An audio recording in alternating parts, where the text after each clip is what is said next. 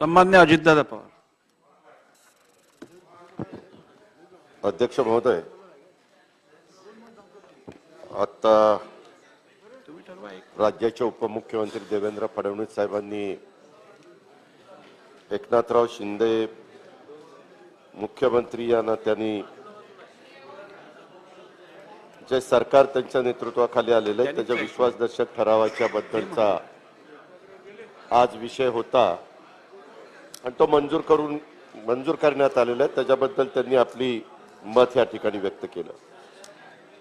अध्यक्ष महोदय, अनेक वर्ष मी देवेंद्रजींना या सभागृहामध्ये भाषण करत असताना बघितलं, परंतु देवेंद्रजी नेहमीचा उत्साह तुमच्या चेहऱ्यावर दिसत नव्हता. तुमचा जो जोश असायचा मी मुख्यमंत्री असतानाही पाहिलं आणि इथं विरोधी पक्ष नेते पण असताना पाहिलं. त्याच्यामध्ये सगळे पिन ड्रॉप सायलेन्स ठेवून ते तुमचं भाषण ऐकायचे. आज पण ज्यावेळेस आपण आज तुम्ही वकील आहात आणि वकिलीच्या पेशाने कसं हे योग्य आहे हे सांगण्याचा तुमचा प्रयत्न होता आणि कसं एकनाथराव शिंदेंनी आजपर्यंतची कारकीर्द ही दैदिप्यमान आहे हे पण सांगण्याचा प्रयत्न तुम्ही आता आपल्या भाषणामध्ये केला. खरं तर सभागृहाला मला सगळ्यांना एक गोष्ट माहिती द्यायची आहे की ह्यावेळेस जे काही विधिमंडळामध्ये आमदार निवडून आलेत त्या आमदारांच्या मध्ये जर सगळ्यात नशीबवान कोण असेल तर ते देवेंद्र फडणवीस आहेत. त्याचं कारण असं आहे की अजून 2.5 वर्षच झालीत, अजून पुढच्या 2.5 वर्ष बाकी आहेत, पण 2.5 वर्षात देवेंद्रजी मुख्यमंत्री पण झाले, उपमुख्यमंत्री पण झाले आणि विरोधी पक्ष नेते पण झाले. कुठलं पद काय 2.5 वर्षामध्ये ठेवलं नाही. सगळी महत्वाची पदं ही तुम्ही त्या ठिकाणी भूषवली. अध्यक्ष महोदय, खरं तर 30वे महाराष्ट्राचे मुख्यमंत्री म्हणून एकनाथराव शिंदे साहेबांनी जबाबदारी स्वीकारली. कुणाला वाटलंही नव्हतं की असं काहीतरी घडेल. स्वतः देवेंद्रजींनी बोलत असताना सातत्याने सांगितलं एक शिवसैनिक, एक शिवसैनिक, एक शिवसैनिक. का सारखं सारखं सांगावं लागतं? ते जर शिवसैनिक आहेत तर सतत तेच सांगण्याची वेळ काय येते? याचा पण कुठंतरी आत्मचिंतन, आत्मपरीक्षण त्या बाबतीमध्ये झालं पाहिजे. एकंदरीतच ज्यावेळेस मुख्यमंत्री आणि उपमुख्यमंत्र्यांनी शपथ घेतली माझ्या माहितीप्रमाणे 30 जूनला आणि गोपनीयतेची शपथ घेतल्यानंतर राज्यपाल महोदयांनी 4 जुलैपर्यंत तुम्हाला विश्वासदर्शक ठराव मंजूर करून घेण्याचे निर्देश दिलेले होते आणि त्या पद्धतीने आजचा ठराव तुम्ही बहुमताच्या जोरावर मंजूर करून त्या ठिकाणी घेतलाय. आज आमची वेगळी भूमिका आहे कारण आम्ही विरोधी पक्षामध्ये आम्ही आमची भूमिका विरोधी मतदान करून त्या ठिकाणी व्यक्त केलेली आहे आणि लोकशाहीमध्ये हे चालतं. त्याच्यामध्ये सत्ता येते सत्ता जाते. मी नेहमी राज्यामध्ये फिरत असताना सांगतो ताम्रपट घेऊन कुणीच जन्माला आलेलं नाहीये आणि त्याच्यामुळं ह्या घटना घडत असतात. परंतु देवेंद्रजी, मी तुमचं भाषण फार बारकाईने ऐकत होतो. मला एक गोष्ट कळत नव्हती की तुम्ही इतकं एकनाथराव शिंदे साहेबांचं समर्थन करत होता, मग मागच्या टर्म मध्ये एकनाथराव शिंदे साहेब तुमच्या मंत्रिमंडळामध्ये जे होते त्यावेळेस फक्त रस्ते विकास महामंडळच खातं का त्यांना दिलं? ते एवढे कर्तृत्ववान होते? अजिबात नाही.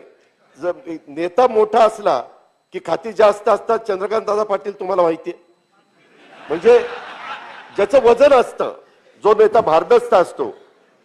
मुनगंटीवार साहेब, खरं आहे की नाही? तुमच्याकडे त्या ठिकाणी वन खातं होतं, वित्त होतं, नियोजन होतं, महसूल होतं, PWD होतं, कृषी होतं, सहकार होतं, कितीतरी महत्वाची खाती होती.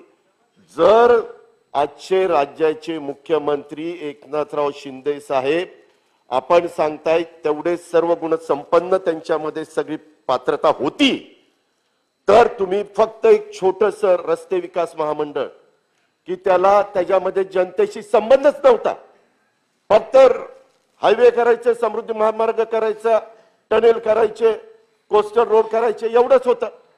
जनतेशी संबंधित असणारं कुठलं डिपार्टमेंट तुम्हाला वाटलं मुख्यमंत्री म्हणून चला माझा अधिकार आहे, मी आणखीन एखादं डिपार्टमेंट त्यांना देतो, का नाही दिलं?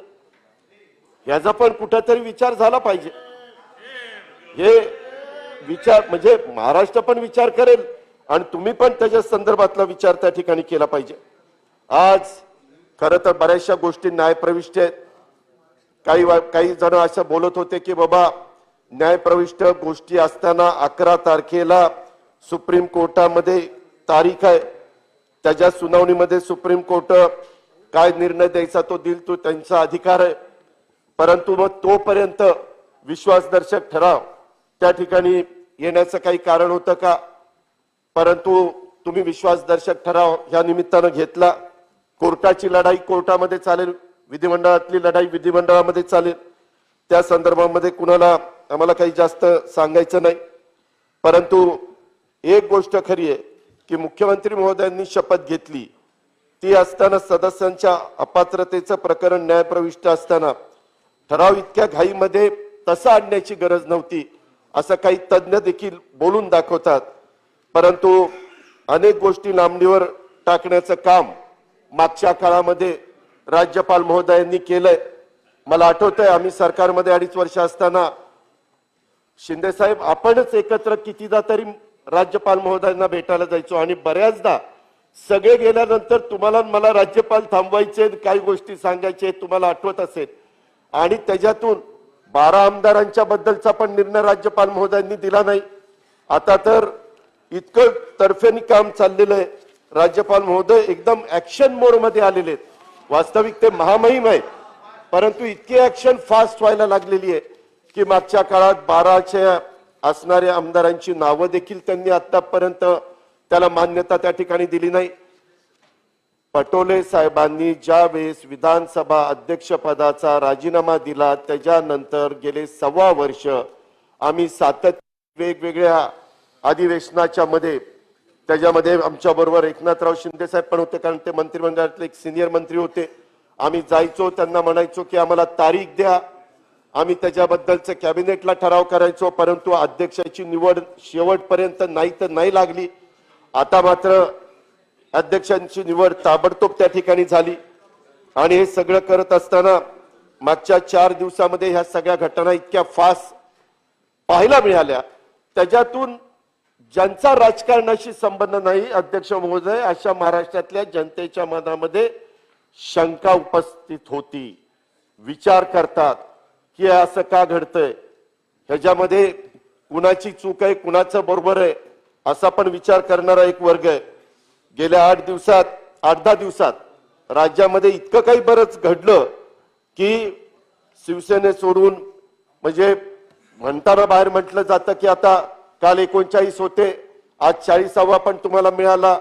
40 आमदार शिवसेनेचे त्यावेळेसचे मुख्यमंत्री उद्धव ठाकरे साहेबांच्यावर अविश्वास दाखवून तुम्ही त्या ठिकाणी बाजूला गेला. त्याच्यावर उद्धव ठाकरे साहेबांना पद सोडावं लागलं. त्याच्यामध्ये शिवसैनिकांच्या मध्ये काय मेसेज गेला ह्याची जरा आपण माहिती घ्या. आता वरवर जरी दिसत असलं तर एक गोष्ट मी निश्चितपणे आजच्या या चर्चेच्या माध्यमातून महाराष्ट्रातला सांगू इच्छितो की ज्या वेळेस बाळासाहेब ठाकरेंनी निर्माण केलेली हिंदू हृदय सम्राट यांची शिवसेना ही फोडण्याचा प्रयत्न ज्यांनी केला किंवा त्याच्यातनं काही अडचणीमुळे बाहेर पडण्याचा प्रयत्न केला. इथं भुजबळ साहेब आहेत, भुजबळ साहेबांनी पण 18-19 आमदारांना घेऊन ते बाहेर पडले होते. परंतु त्याच्यानंतर उदय सामंत, गुलाबराव पाटील एकही आमदार नंतरच्या निवडणुकीत निवडून आला नाही. ही वस्तुस्थिती आहे. त्याच्यानंतर राणे साहेबांच्या बरोबर देखील शिवसेना फुटली. त्याच्यातही निवडणुका झाल्यानंतर किती आमदार निवडून आले ह्याचं जरा आत्मचिंतन आत्मपरीक्षण त्या ठिकाणी सगळ्यांनी केलं पाहिजे. अरे नाही रे बाबा, संदीपांजी मिरच्या झोंबल्या पाहिजे असं सांगताय का? आता काय तुमचं बोलावं मी? म्हणजे तुम्ही मंत्री होता, आपण एकत्र काम केलं आणि तुम्ही तुमच्या कार्यकर्त्याला सांगताय असं काय त्याच्यामध्ये पाठव की मिरच्याच झोंबल्या पाहिजे. अरे काय मिरच्या झोंबल्या पाहिजे? गेल्या 8 दिवसात आपण सगळ्यांनी बरंच काही बघितलं. खरं तर अनेकांना इथनं गुजरातमध्ये सुरतला जायला मिळालं. सुरतवरून तिथं गुवाहाटीला जायला मिळालं, गुवाहाटीवरून गोव्याला जायला मिळालं. माझ्या माहितीप्रमाणे इतक्या 10-12 दिवसात ह्या आमदारांना आजपर्यंतच्या हयातीत इतक्या 10 दिवसात इतके सगळं फिरायला मिळालं नसेल. त्यांनी त्यांच्या फॅमिलीने नेलं असेल पण एकत्रपणे.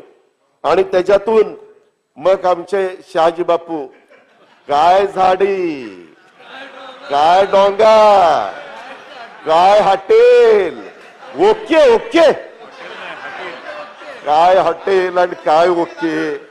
बापू आपण एकत्र निवडून आलो 80 मला वाटतं 95ला एकत्र आपण काम केलं.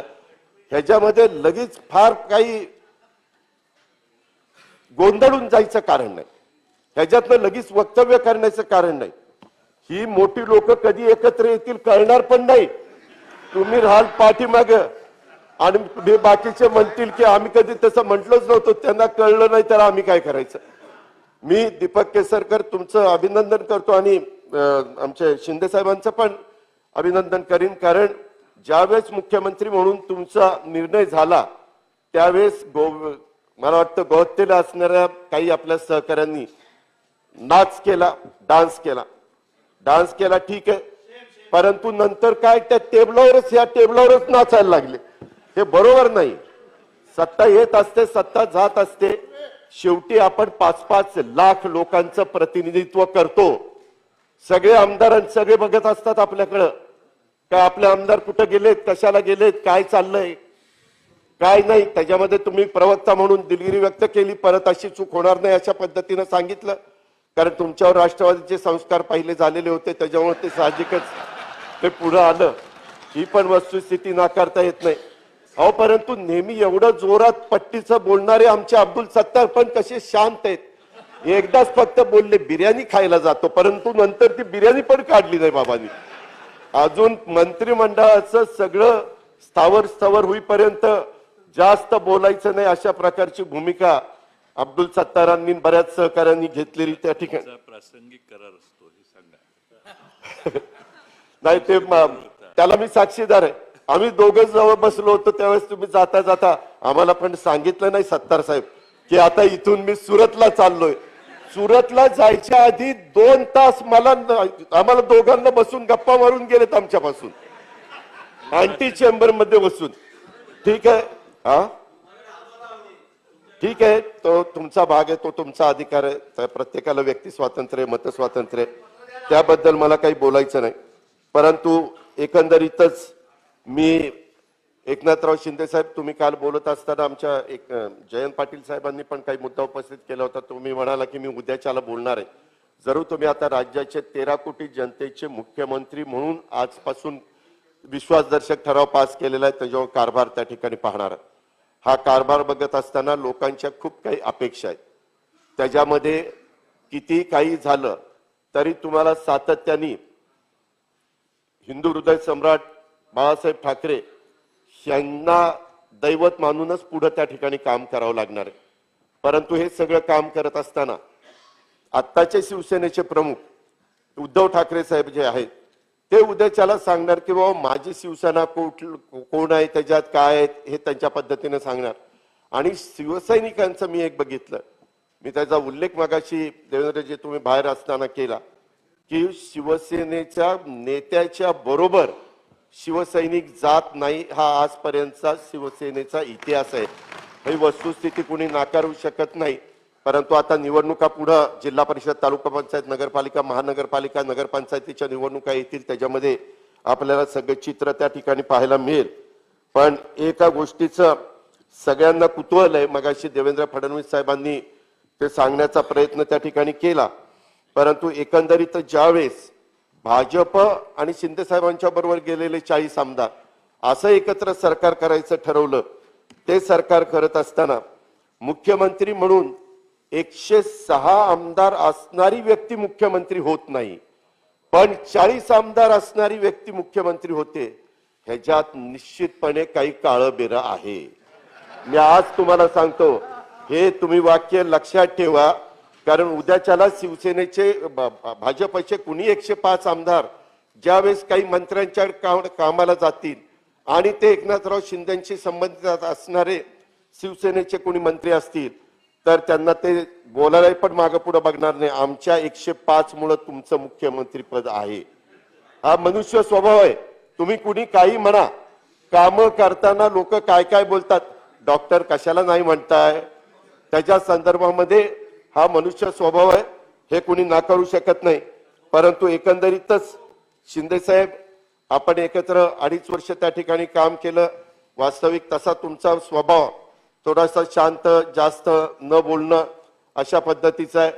एक गोष्ट मात्र खरी आहे, ज्यावेळेस 3 पक्षाचं सरकार एकत्र येत असताना काँग्रेसचे नेते, राष्ट्रवादीचे नेते आणि शिवसेनेचे नेते चर्चा करत होते, त्यावेळेस अशी चर्चा लोकांच्या मध्ये होती की शिवसेनेचे मुख्यमंत्री म्हणून आघाडीचे एकनाथराव शिंदे साहेबांचंच नाव तिथं त्या ठिकाणी येईल, अशा पद्धतीनं त्यावेळेसचं वातावरण होतं. परंतु नंतर सगळ्यांनीच ते स्वतः उद्धवजींना आग्रह केल्यामुळं उद्धवजींनी ती जबाबदारी त्या ठिकाणी स्वीकारली. वास्तविक बऱ्याच जणांना असं वाटत होतं की उद्धवजी ती जबाबदारी स्वीकारतील का नाही स्वीकारतील, आणि त्याच्यानंतरच्या काळामध्ये ह्या सगळ्या गोष्टी त्या ठिकाणी घडल्या.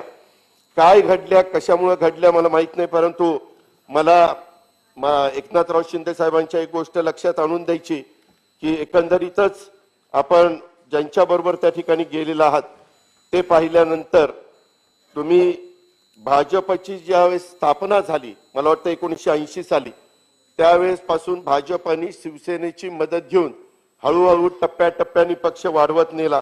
80ला 14 आमदार भाजपचे होते, 95ला 16 झाले, 90ला 16 वरून 42 झाले, 95ला 42 वरून 65 झाले, 99ला परत ते 56 झाले, 2004ला 54 झाले, 2009ला 46 झाले आणि 2014ला वेगवेगळ्या निवडणुका 4 प्रमुख पक्षांनी लढल्या, काँग्रेस, राष्ट्रवादी काँग्रेस, भाजप आणि शिवसेना. त्यावेळेस मात्र 122 आमदार भारतीय जनता पक्षाचे त्या ठिकाणी निवडून आले आणि आता 105 आमदार कालच्या 2019ला निवडून आलेलं चित्र आपण त्या ठिकाणी बघितलं.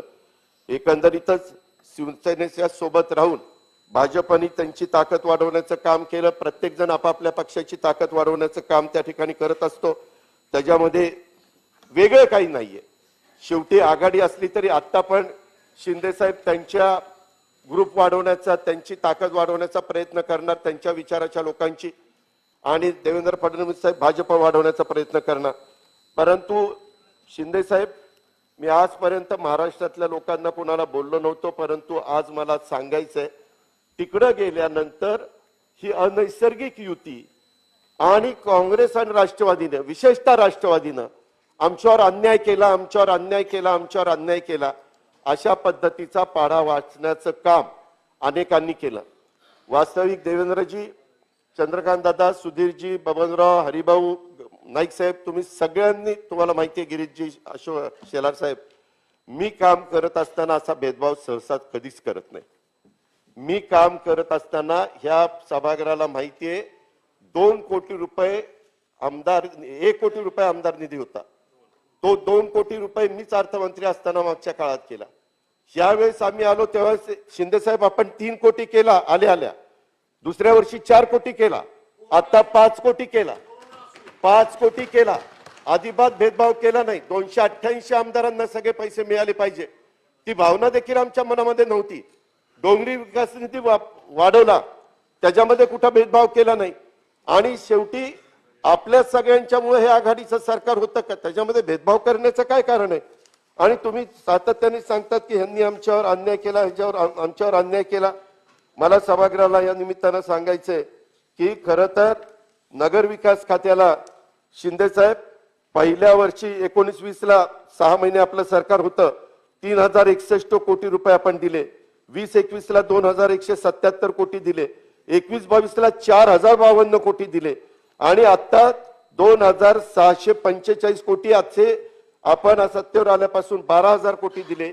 शिंदे साहेब, त्या दिवशी तुमचं माझं बोलणं झालं होतं, आपण खासगीत ते बोलत होतो की बाबा अजून मला निधी पाहिजे. मी म्हणालो होतो की 18 तारखेच्या पुरवणी मागण्यामध्ये निश्चितपणे शिंदे साहेब अजून नगर विकासला 1000 कोटी रुपये निधी देण्याच्या बद्दलचं मी तुम्हाला सांगितलेलं होतं. आपल्या दोघांचीच अँटी चेंबरमध्ये चर्चा झाली. मी सभागृहाला आणि महाराष्ट्राला सांगायचं, मी अजिबात भेदभाव करणारा माणूस नाही. कारण शेवटी राज्य चालवायचं असताना सगळ्यांनाच आपापल्या परीने निधी लागत असतो आणि त्या पद्धतीनं नगरविकास खात्याला पण निधी दिला, पर्यटन खात्याला पण निधी दिला, कुठल्याच खात्याला. आणि देवेंद्रजी तुम्ही मुख्यमंत्री होता, शेवटी मुख्यमंत्री असतात तेच फायनल शेवटी हात फिरवतात ना बजेटवर किंवा कुठल्याही विभागावर. ही तर वस्तुस्थिती आहे. आणि याच्यातून असं काही सांगण्यात आलं की आम्ही राष्ट्रवादीमुळं आम्हाला अशा पद्धतीचा निर्णय. आता शिवभोजन केंद्राचं वाटप त्याच्यात पण संजय राठोड ह्या सगळ्यांनी मिळून जी काही शिफारस केली त्याच्यामध्ये 1200 शिवभोजन केंद्र मंजूर केली. त्याच्यातली 401 केंद्र शिवसेना पक्षाच्या आमदार खासदारांच्या शिफारसीवरून मंजूर झालेली. कुठं भेदभाव केला? कुठं भेदभाव केला? भुजबळ साहेब हे बरोबर आहे की नाही? अहो शिफारसीनं अहो उद्याच्याला तुम्ही आता मंत्री झाल्यावर तुम्ही काय एक मिनिट पक्षाच्या मुळे नाही मी म्हणलं, आमदार जो लोकप्रतिनिधी आहे लोकप्रतिनिधींच्या शिफारसीनं आपण अनेक जण आपल्या आपल्या शिफारसी करत असतो. तशा पद्धतीनं भाजप शिफारस करते, शिवसेना शिफारस करते, काँग्रेस शिफारस करते, राष्ट्रवादी शिफारस करते. याच्यात वेगळं काही मी सांगितलेलं नाही. अध्यक्ष महोदय, त्याच्यामध्ये गेल्या शिवसेना आमदारांना एकनाथ शिंदे साहेबांना 366 कोटी रुपयाचा निधी त्यांच्या मतदारसंघात दिला. संदीपान बुमरांना 167 कोटी. उदय सामंत तुम्हाला 221 कोटी रुपये दिला. उदयजी, ज्या ज्या वेळेस तुम्ही माझ्याकडे आला मी कधी तुम्हाला मोकळ्या हाताने परत पाठवलं नाही. आपण रत्नागिरीमध्ये पण कार्यक्रम घेतले. मी उलट तुम्हाला म्हणायचो करा, आपण करूया, सगळे मिळून करूया. कधी त्याच्या संदर्भातला भेदभाव केला नाही. दादाजी भुसे 306 कोटी, गुलाबराव पाटील 309 कोटी. दादाजी तुमचं तर ऍग्रिकल्चरचं काम 750 कोटीचं शेवटी आपण सगळ्यांनी केलं. अर्थात ते गरजेचं होतं, केलं, उपकार केले नाही, परंतु कधी आपण एकमेकाच्या मध्ये अंतर पडून दिलं नाही. शंभूराजे देसाई 294 कोटी, अब्दुल सत्तार 206 कोटी, अनिल बाबर 186, महेश शिंदे 170, शहाजीराव 151 कोटी, महेंद्र थोरवे 154 कोटी. अशी यादी आहे. सांगायचं तात्पर्य की ज्या पद्धतीनं तुम्ही महाराष्ट्रामध्ये असं एक दाखवण्याचा प्रयत्न केला की राष्ट्रवादी काँग्रेसकडे अर्थ विभाग असताना अर्थ विभागाच्या बद्दल नुसतं तुम्हीच काही बोलला नाही, काही आमच्या काँग्रेसचे पण मातब्बर नेत्यांनी पण त्याच्यातनं आमच्यावर आरोप त्या ठिकाणी केले. पण मी तिथं जास्त काही बोललो नाही की कुठं त्यांनी आर्यला आर्य म्हणायचं, आपण कार्य म्हणायचं. अशा पद्धतीने मला वाद त्या ठिकाणी वाढवायचा नव्हता. मला या निमित्ताने एवढंच सांगायचं की ठीक आहे, तुम्हाला वाटत होतं ते अनैसर्गिक आघाडी झाली किंवा अमुक झालं तमुक झालं, त्याला वेगळी काही कारणं असू शकतात, परंतु कारण नसताना राष्ट्रवादी काँग्रेस पक्षाला महाराष्ट्रामध्ये ह्या निमित्तानं बदनाम करण्याचा जे काही मधल्या काळामध्ये घडलं ते लोकांनी मनातनं काढून टाकावं, एवढीच ह्या संदर्भातली माझी आग्रही भूमिका आहे. ही पण गोष्ट मला आपल्या सगळ्यांच्या लक्षामध्ये आणून द्यायची. अध्यक्ष महोदय, आज राज्याचे मुख्यमंत्री म्हणून एकनाथराव शिंदे आमच्या सातारा जिल्ह्यातलेच आहेत, ग्रामीण भागातले आहेत. अतिशय तळापासून म्हणजे रिक्षा चालकापासून इथपर्यंत पल्ला गाठणं हे येड्या गबाळ्याचं काम नाही, हे अख्ख्या महाराष्ट्रालाही समजते. हे निश्चितपणे कौतुकास्पद आहे, त्याच्याबद्दल दुमत असायचं काही कारण नाही. परंतु हे सगळं मिळवत असताना, हे सगळं घेत असताना त्याच्यातनं तुमचे नेते उद्धव ठाकरे साहेबांना विश्वासामध्ये घेऊन ह्या सगळ्या गोष्टी केल्या असत्या तर त्याच्यातनं एक वेगळं समाधान सगळ्यांना त्या ठिकाणी पाहायला मिळालं असतं. हे मला आपल्याला आवर्जून लक्षामध्ये आणून द्यायचं. अधिक बोलून मी आपला सगळ्यांचा जास्त वेळ घेत नाही, परंतु एकंदरीतच इथून पुढच्या वाटचालीमध्ये आम्ही काम करत असताना चांगल्या कामाच्या बाबतीमध्ये शिंदे साहेब, देवेंद्र फडणवीस साहेब, मी दोघांना सांगू इच्छितो की आमचं सगळ्यांचं सहकार्यच राहील, परंतु जिथं कुठं राज्याचं हित पाहिलं जाणार नाही, जिथं कुठं लोकांवर अन्याय होत असेल त्या पण बाबी आम्ही विरोधक म्हणून तुमच्या सगळ्यांच्या लक्षामध्ये आणून देण्याचं काम करू. मगाशी देवेंद्रजी तुम्ही सांगितलं तसं आपले यशवंतराव चव्हाण सुसंस्कृत होते, सातारा जिल्ह्यातले होते, त्यांनी एक वेगळ्या प्रकारची परंपरा आपल्या महाराष्ट्राला दिलेली आहे त्या परंपरा पुढेही आपल्याला सगळ्यांना चालवत ठेवायच्या आहेत.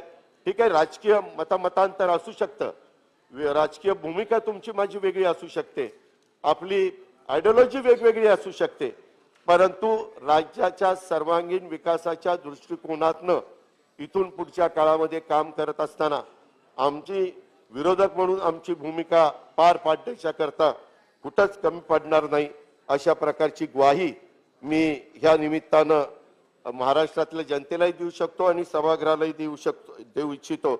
आणि एकंदरीतच आज आता तुम्ही विश्वासदर्शक ठराव मंजूर करून घेतलेला आहे बहुमताच्या जोरावर. त्याच्या संदर्भामध्ये मी देखील वैयक्तिक आपलं मनापासून अभिनंदन करतो, मनापासून कौतुक करतो. तुम्हाला भावी वाटचालीच्या करता हार्दिक शुभेच्छा देतो आणि माझे 2 शब्द संपवतो. माननीय थोरात साहेब.